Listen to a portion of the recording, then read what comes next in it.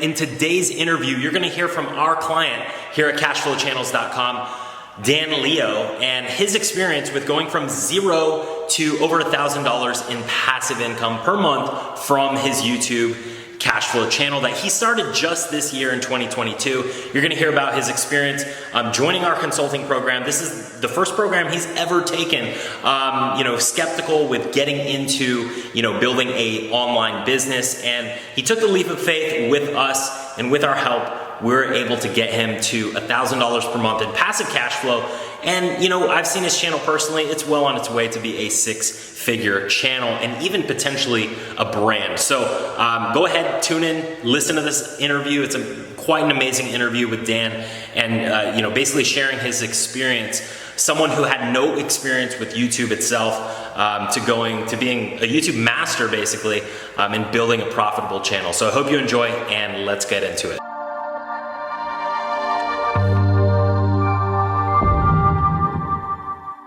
Dan Liao, how's it going, man? How are you doing? Ryan, how are you going?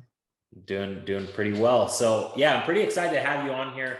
You're a more recent client we've had that has had some awesome success with your channel.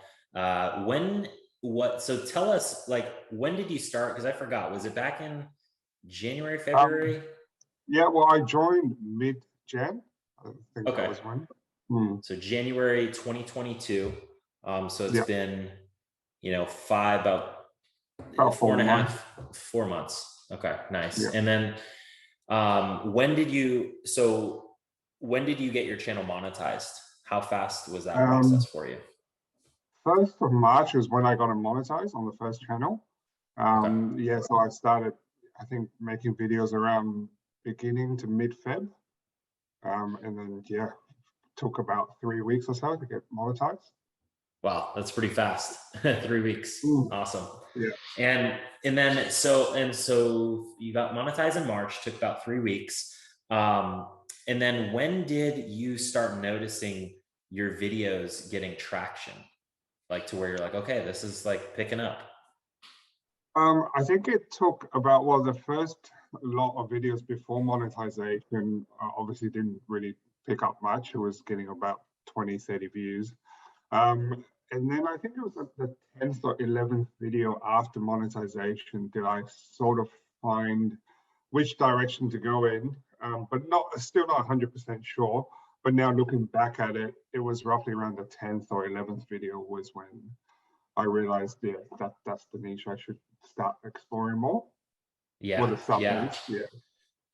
Nice. Yeah, that's and that's usually what we see too, is people, once they get monetized, that's kind of when the channels start taking off. And for you, what we did was we kind of sub-niched down and got really specific on what was working. How much is your channel making on a daily basis, and how much have you pulled in so far? So since the 1st of March, it's I think in April. So the first month in April was when I made, I guess, the break even. So that was about 1,000 Australian dollars that month. Nice. So it's averaging roughly about $40, 40 Australian dollars per day. Okay, that's pretty good. So US, I'm not quite sure. Is it similar? Probably around 30, 32, 33 bucks. Okay, nice. So you're on your way. I mean, you're, pretty much close to you're at 1,000 a month US, or about US dollars. Okay, nice. Yeah, that's right. Nice. And are you noticing kind of it's still steady, slow uptrend, or how's that going? Well, it's funny because at the start, it sort of kept creeping up quite quickly. Once I sub-niched down, it kept going up.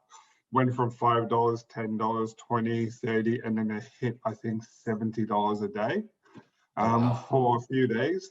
And then that was when I thought, oh, good, it kept going up. But then it started dropping to about $50, $40, and then it went all the way down to about 30.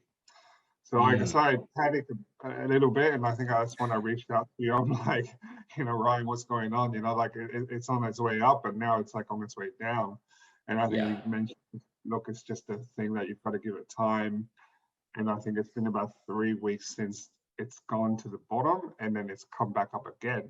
So now it's Nice. sitting around $40-50 a day, and it's gradually going up again. So hopefully it's going to hit another peak and just keep going.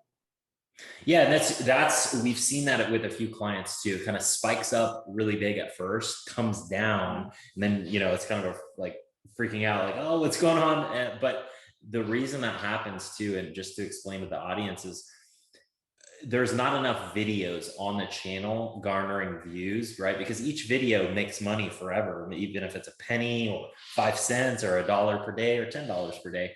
So the more videos you have on the channel, the revenue will start to even out. It won't be as volatile up and down. So, and that's what I see with your channel, because your returning viewership is about how many viewers per? Roughly between 1,500 to about 2,000 returning viewers per day. Wow. Yeah. So you have a nice little audience that's growing, and it's going to be probably 10x that in the next, I would guess, 5-6 months. So, that's kind of, I mean, for how small your channel is right now, it's making a pretty decent amount, I would say. Yeah, it was definitely, I guess, a bit faster than I thought it. I was aiming for about 6 months to be able to sort of start paying for the team, with the revenue that it's generating. But it's taken about two months or so, which is pretty good. Perfect. So it's all like any additional dollar is pure profit from here. Yeah, well, I'm sort of putting that profit into the second channel, which sort of started around the same time, but that was still finding its feet because I sort of changed niche halfway through. Okay. Yeah, and I think that's a good, because you see that it works, you see the revenue coming in. So for you, it's like, well, why don't we just plow this money back in and start a second, so that you could have 2 streams of that kind of semi-passive income, right? Yeah. It does take time, so I just gotta be patient, I guess. Definitely. What made you get into YouTube automation? Have you tried anything else before, like other business models? Well, actually, I only started the whole online sort of make money online September 2021. Okay. And I think the first sort of thing I did was drop shipping. So I did about 2-3 months of drop shipping. I had my own website, all that kind of jazz. It wasn't putting in much, and it had potential, but I just thought, in terms of a long-term growth, it took a lot of time, out of my week, and I'm still working full time. So, I was pumping about 40 hours a week into this drop shipping. And, there's a lot of marketing, a lot of research that you have to put into it. So, and then in January, I was just, I was actually expecting to go into YouTube, but I had no idea about YouTube. And I was just taking the dog for a walk, and then your ad popped up. And I clicked on it, and then the very next day I had an interview with your team, and I signed up. Nice. Okay. That's interesting. We have a lot of other clients do similar story, either drop shipping or Amazon FBA. I guess in your eyes, what's different about YouTube automation that makes it maybe a little bit more sustainable for you to work on, or to kind of build? Yeah, look, it's not as intense as dropshipping. The competition isn't as fierce, and it's not as volatile. With dropshipping, you've got to constantly be in the know, or be, following the trend. What's trending now? You've got to catch that trend before it falls. Otherwise, you don't make much money from it. And that was a very exhausting process. Whereas YouTube, it's sort of like a proper business, like a brick and mortar business, where you build it slowly, and it gradually gets bigger. And it's a digital asset that you sort of can sustain, and then you can keep for the long run. So I think it's a very good business model compared to dropshipping. I would have to agree with you on that one. It's just like, I've tried Amazon FBA. I never tried drop shipping. Like, Shopify drop shipping, but yeah, it's just YouTube automation. It's really, in my eyes, scalable. That's what I love about it. And just having a team that kind of, does all the work, the filming, the editing, script writing. What would be some advice you would give to someone getting started, or maybe they're on the fence about, getting started?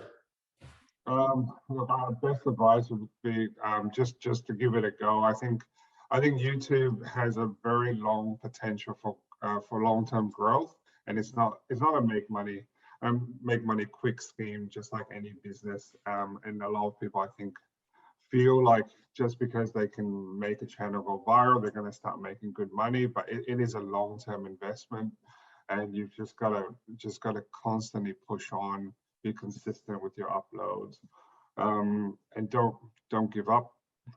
Just keep going. And I think once you start to get a bit of traction, all you have to do is just analyze your data, improve on it, test on new things, and then just keep analyzing. And you start to create a community, an audience that's just for your channel. And once you understand who they are, you get to create more content based around them. And I think the rest is pretty simple from there.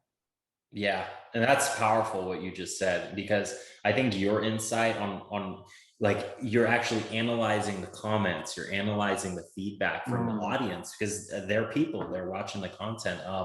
Do you feel like that's also contributed to some of your success as well? Yeah, I think so. I think initially the first month when I started getting a lot of subscribers, views, and the channel started taking off, there were a lot of comments, but there were a lot of bad comments, and not like bad comments about the topic, but bad comments about, I guess, the creator, so me.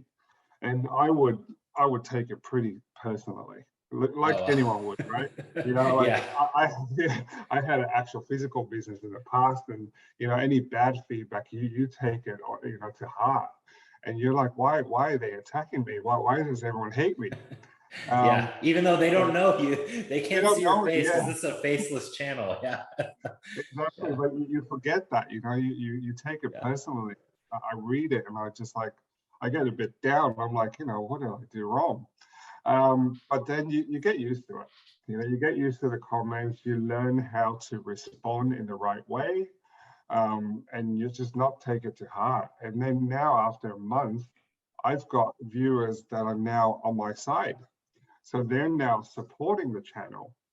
So it's gone a whole 180 degrees, and now the audience is backing me up. And anyone that talks bad about the channel, I've got people that will reply back to the comments for me. Wow. And say, so that kind of engagement is really powerful, and it's something that sort of, I guess, pushes me on now to keep doing more content like that, because it's really encouraging. Yeah, I would say that, I mean, that's probably a first from, any of our clients, and we have, over 300 members.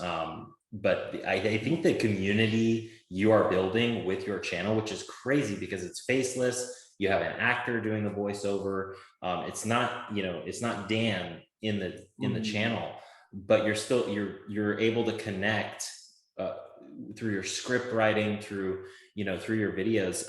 You're building an army. So I think this could be a really, who knows what this could grow into, you know what I mean? Like, do you have visions of that? I guess, where do you plan on taking this? Like, what are your goals? Well, look, I already have sort of a third channel, which is in the same niche, that's kind of talking about a similar thing.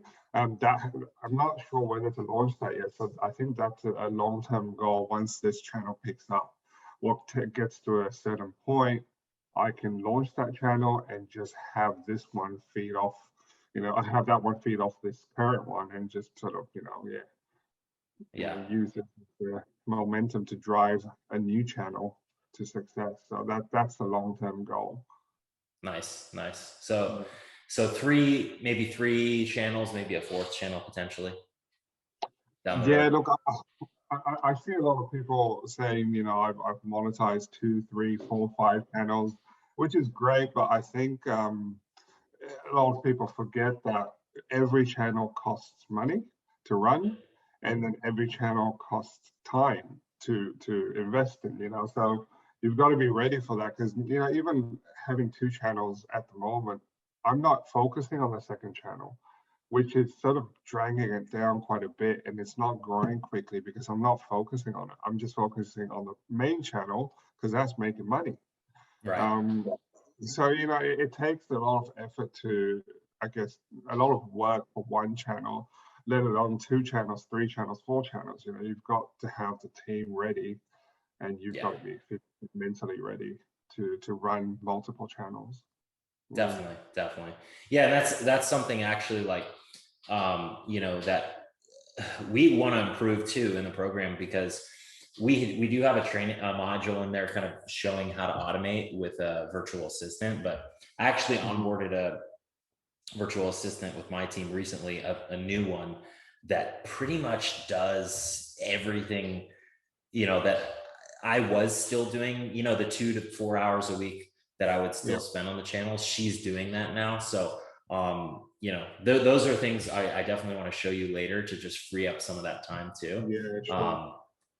But Because I'm I get putting what you mean. quite a lot of time. Yeah, I think I spend about what, 3 hours a day on the channel. Oh, wow. Yeah. I mean, you know, and I think that's part of the engagement, like at first too, because even I do that with my channels, because when you see something working, you like get engaged and you're like, oh man, okay, like how can I, you know, keep propelling this forward, you know? So I think it's natural. I think that that's our nature, you know, as entrepreneurs, just staying engaged with the business. Because once you like fully automate, then it's like you're not engaged anymore, you know? Yeah. So And you sort of like, you don't want to let go because you think nobody can do the job as good as yourself. right. Right, for sure. Awesome, Dan. Well, thank you. So, I mean, do you have any last, I don't know, last pieces of advice for someone getting into it, you know, or just business advice in general for someone getting Um, into entrepreneurship? well, I guess just give it a go. You know, there's no harm in trying, but just be consistent. I mean, your program is just, it's awesome. I've never signed up to any courses, any mentorships, nothing in my life, because I Oh, just don't wow. believe in it. I really don't believe in it. I don't believe in spending money to learn something. And this was the first course I ever took in my life, and it's just a game changer. So I think you came across really trustworthy. It doesn't seem scripted in your ad. And yeah, I remember asking your team member, like, am I going to speak to Ryan in the coaching call? Like, is he going to be there? And he's Yeah. like, yeah, he'll be there. I'm like, no, are you sure? He's not like an Anthony Robbins, like, you know, just hiding the background or something. Yeah. But that was really important to, be having Nice. on coaching calls. But yeah, just give it a shot. There's nothing to lose, but yeah, it'll Awesome. work out in the long term. I appreciate that feedback, Dan. And it's awesome to have you a part of the program. And yeah, I'm sure we'll be hopping on another interview maybe a few months down the road to see how the channels are doing. Yeah, hopefully it'll Sound grow good? by then.